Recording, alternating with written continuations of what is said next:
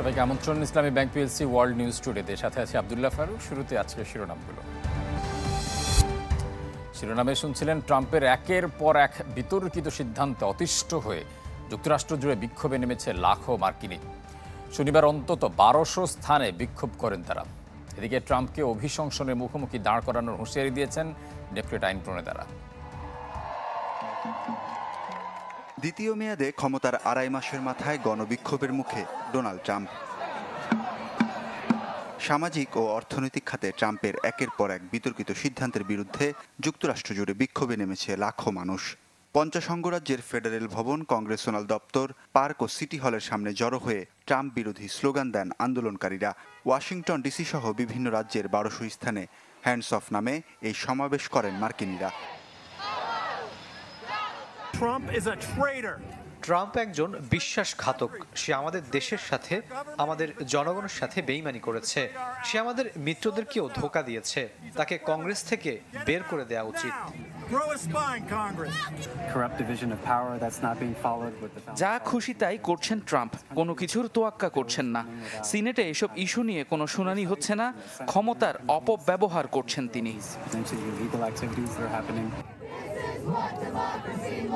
বিক্ষোভে অভিবাসী বিরোধী অভিযান, শুল্ক আরোপ, সরকারি দপ্তরের কর্মী ছাঁটাই সহ বিভিন্ন ইস্যুতে ট্রাম্প প্রশাসনের পদক্ষেপের প্রতিবাদ জানায় মানুষ।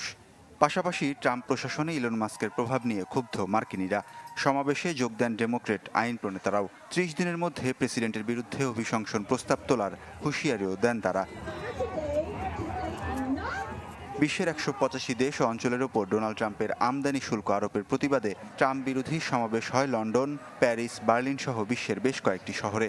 সেই সাথে হাজারো ফিলিস্তিনির হত্যাকারী ইসরায়েলি প্রধানমন্ত্রী নেতানিয়াহুর সাথে ট্রাম্পের বৈঠক নিয়েও ক্ষোভ ঝাড়েন বিক্ষোভকারীরা। ওয়ালিউল্লাহ ফারুক, চ্যানেল 24। বাংলাদেশি পণ্যে ট্রাম্পের 37% শুল্ক আরোপ নিয়ে দুই দেশে চলছে নানা হিসাব নিকাশ। মার্কিন প্রেসিডেন্টের সাথে আলোচনার মাধ্যমে সুরাহা করতে প্রধান উপদেষ্টার প্রতি আহ্বান America Bangladesh chamber of commerce and industries. এ বিষয়ে চলতি মাসে ট্রাম্পের সাথে আলোচনার পরিকল্পনা আছে দেশটিতে মেইন স্ট্রিম রাজনীতি করা বাংলাদেশিদের। যুক্তরাষ্ট্র থেকে সিদ্দিকুর রহমান সুমনের তথ্য ও ছবিতে ডেস্ক রিপোর্ট। মার্কিন অর্থনীতি সুরক্ষার নামে বাংলাদেশ সহ বহু দেশের ওপর শুল্ক আরোপের মিশনে নেমেছেন মার্কিন প্রেসিডেন্ট ডোনাল্ড ট্রাম্প। জানিয়ে এরই মধ্যে বিক্ষোভ সমাবেশে উত্তাল যুক্তরাষ্ট্র। বাণিজ্য ঘাটতি কমানো আর শিল্প সুরক্ষার নামে ট্রাম্পের এই উদ্যোগকে বাণিজ্য যুদ্ধ হিসেবেই দেখছেন বিশ্লেষকরা। আর এর প্রভাবে খোদ মার্কিন অর্থনীতিই ঝুঁকিতে পড়বে বলে মত তাদের। এই মার্কিন যুক্তরাষ্ট্রের জনগণ যারা আমরা আছি, আমাদের উপর কিন্তু এই প্রভাবটা পড়বে। কারণ যে পোশাকটা আমরা আগে $40 দিয়ে কিনতাম, সেটা এখন ক্রয় করতে হবে আমাদেরকে তার ডবল দিয়ে। আমাদের এই মাসেরই এপ্রিলের 30 তারিখে ডোনাল্ড ট্রাম্পের বাসায় বাসভবনে আমাদের একটি মিটিং আছে, আমরা সেখানে আলোচনা করব। বাংলাদেশের ওপর 37% মার্কিন শুল্ক আরোপের ঘটনায় কিছুটা দোলাচলে পোশাক শিল্প। তবে প্রতিদ্বন্দ্বী চীন, ভিয়েতনাম এবং ভারতের চাইতে মার্কিনীদের কাছে বাংলাদেশি পোশাকের চাহিদা বেশি থাকায় খুব বেশি ঝুঁকি দেখছেন না অর্থনীতিবিদরা। ভিয়েতনাম আরো বেশি, মানে আমাদের বাংলাদেশের চেয়ে বেশি। ভারত একটু কম হলেও ভারতের পোশাক কিন্তু আবার আমেরিকানরা পছন্দ করে না। সেদিক থেকে আমরা ভারত বাংলাদেশ কিন্তু একটা ভালো অবস্থানে আছে। ডক্টর মোহাম্মদ ইউনূস সাহেব যেহেতু একজন বিশ্ববরেণ্য ব্যক্তি, তার একটি প্রভাব আছে। তিনি যদি ডিপ্লোম্যাটিক ওয়েতে কথা বলেন আমেরিকার সাথে, হয়তো বাংলাদেশের আরো এই কর বৃদ্ধিটা কমাতে পারেন, তাহলে আমাদের জন্য আরো সুবিধা হবে। এদিকে ডোনাল্ড ট্রাম্পের শুল্কনীতি ঘোষণার সাথে সাথে সারা বিশ্বে শেয়ার বাজারের পতন এবং ডলারের নিম্নমুখী প্রভাব দীর্ঘদিন বজায় থাকবে বলেও আশঙ্কা বিশেষজ্ঞদের। সারা বিশ্বে শেয়ার বাজারের অধঃপতন এবং ডলারের যে নিম্নমুখী অবস্থান দেখা যাচ্ছে, এর প্রভাব দীর্ঘদিন থেকে থাকবে। এখন যখন দীর্ঘদিন থেকে এই প্রভাবটা থাকবে, স্বাভাবিকভাবে বিশ্বের প্রতিটা দেশের প্রতিটা মানুষ এই শুল্কের আপনার জাতাকলে পড়বেন। এরই মধ্যে এসব বিতর্কিত সিদ্ধান্তের জেরে সিনেট এবং কংগ্রেসে তোপের মুখে রিপাবলিকান শিবির। যুক্তরাষ্ট্র ছাড়াও শুল্ক আরোপের বিরোধিতায় বিশ্বের বিভিন্ন দেশে প্রতিবাদ জানাচ্ছেন মানুষ। Desk report, channel 24। দর্শক, এই মুহূর্তে যুক্তরাষ্ট্রের নিউ ইয়র্ক থেকে বিষয় জানাতে আমাদের সাথে যুক্ত হচ্ছেন সাংবাদিক শিহাবুদ্দিন কিসলু। আমরা যাচ্ছি কিসলু, প্রথমে জানতে চাইব যে শুল্ক আরোপের সিদ্ধান্তের কারণে মার্কিন অর্থনীতির গতি প্রকৃতি কেমন হতে পারে। পাশাপাশি দেখা যাচ্ছে লাখো মার্কিনি ট্রাম্পের বিরুদ্ধে অবস্থান নিচ্ছে, গণবিক্ষোভের মুখে পড়ছেন তিনি, কেউ কেউ দাবি করছেন ইমপিচমেন্টের দাবিও করছেন। সেই বিষয়টা কিভাবে ব্যাখ্যা করবেন? প্রথমে যে বিষয়টি আপনি জিজ্ঞাসা করেছেন সেটি হচ্ছে যে এখানকার অর্থনৈতিক বিষয় বা যে ট্যারিফ যুদ্ধ যেটি চলছে, শুল্ক যুদ্ধ চলছে, তার কিন্তু একটা নেতিবাচক প্রভাব এর মধ্যেই আমরা দেখতে পাচ্ছি। আমরা এরই মধ্যে যে জিনিসটা বলে রাখা দরকার যে ইন্টারন্যাশনাল মনিটারি ফান্ড তারা কিন্তু গত 9 মাসে 3 বার এই যে গ্লোবাল ইকোনমির যে ট্রেন্ড সেটাকে ডাউনওয়ার্ড দেখিয়েছে, এবং এরই মধ্যে কিন্তু আশঙ্কা করা হচ্ছে যে রেসিশন সেকেন্ড যে কোয়ার্টার যুক্তরাষ্ট্রের তার অর্থাৎ যে শুরু হচ্ছে, কিন্তু একটা রেসিশনের কথা প্রায় মোটামুটি তারা নিশ্চিতভাবে আশঙ্কা করছেন যে রেসিশন হবে। অর্থাৎ এই অর্থনৈতিক মন্দা যদি আসে তাহলে আমরা যেটি দেখবো সেটি হচ্ছে যে প্রায় 6.5 থেকে 7.5% কিন্তু আনএমপ্লয়মেন্ট হবে, এবং অবশ্যই এভরিডে দৈনন্দিন জীবনে আমাদের জীবনযাত্রার ব্যয় রীতিমতো দ্বিগুণ হয়ে যাবে। এর মধ্যে এখনই কিন্তু আমাদের প্রায় নাবিশ্বাস হচ্ছে, এবং যে বিষয়টা হচ্ছে প্রায় $8 ট্রিলিয়ন যেই একটা ঘাটতি থাকবে, সেই সমস্যাগুলো কিন্তু কাটিয়ে উঠতে হবে এই যুক্তরাষ্ট্রকে। কিন্তু এরকম একটি পরিস্থিতিতে সাধারণ মানুষের মধ্যে যদি বলা প্রয়োজন, একই সঙ্গে চেষ্টা হচ্ছে এখানে, যদিও তারা বলছে যে অ্যাগ্রেসিভ যে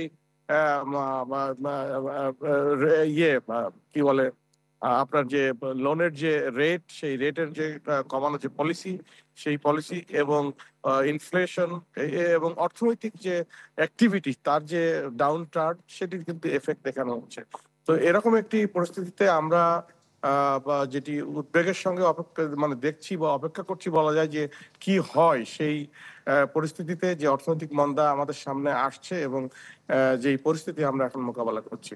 আর যে বিষয়টি বলেছেন যে অর্থনৈতিকভাবে এই যে কথাটি আরেকটি কথা যোগ করা দরকার, সেটা আন্তর্জাতিক ভাবেই কিন্তু যেই সারা বিশ্ব অর্থনীতিতে কিন্তু একটা নেতিবাচক দিকে ট্রেন্ড দেখা যাচ্ছে।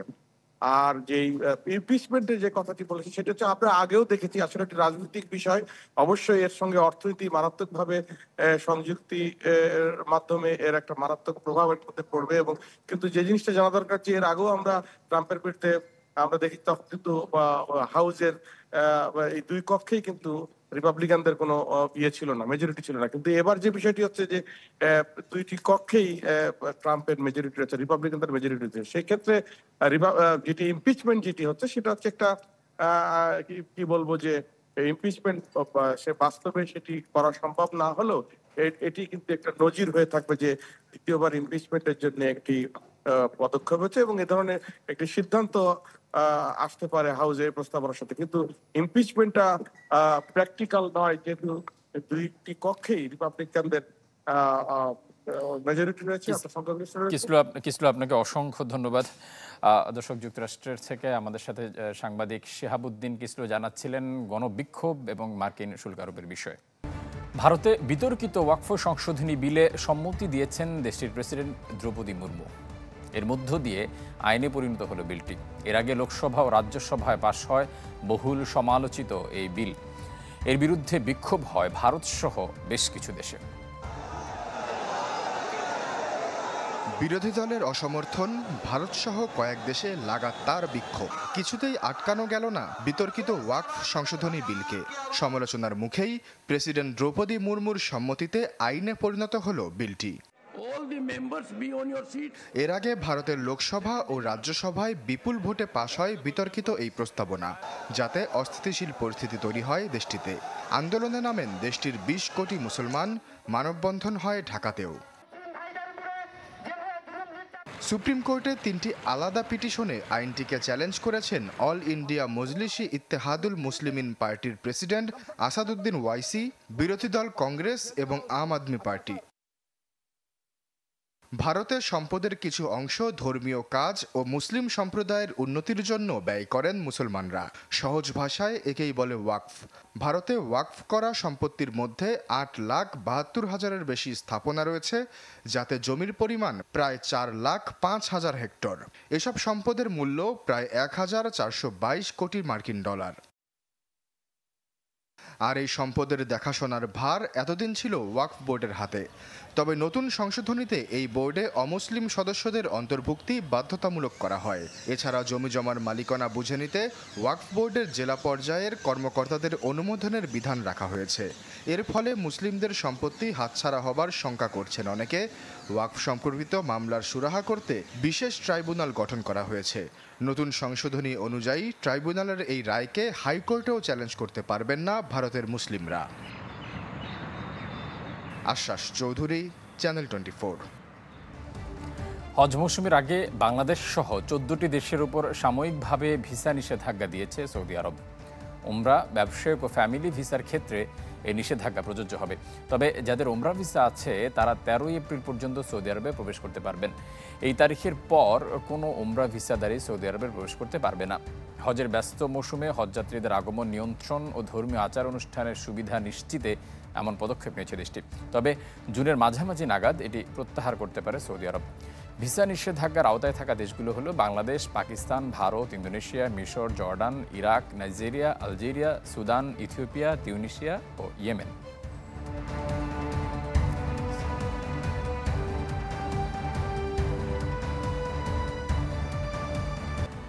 এই ছিল আজকের ইসলামী ব্যাংক পিএসসি ওয়ার্ল্ড নিউজ টুডেতে। বিশ্বের গুরুত্বপূর্ণ সব সংবাদ ও বিশ্লেষণ জানতে চোখ রাখুন চ্যানেল 24 এর পর্দায়। এছাড়াও দেখতে পারেন ফেসবুক এবং ইউটিউবে। এতক্ষণ সাথে থাকায় ধন্যবাদ সবাই।